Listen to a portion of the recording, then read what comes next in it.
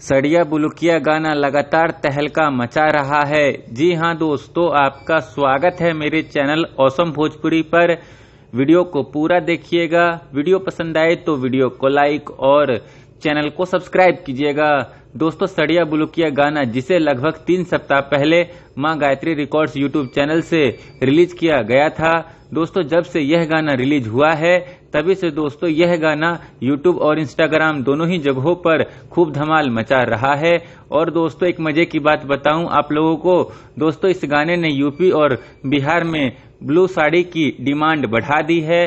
दोस्तों, इस गाने के व्यूज की बात करें तो दोस्तों मां गायत्री रिकॉर्ड्स यूट्यूब चैनल पर इस गाने पर 28 मिलियन व्यूज कंप्लीट हो गया है। साथ ही दोस्तों इस गाने पर प्रतिदिन 1 से 1.5 मिलियन के करीब व्यूज भी आ रहा है। साथ ही दोस्तों यह गाना इंस्टाग्राम पर भी खूब धमाल मचा रहा है।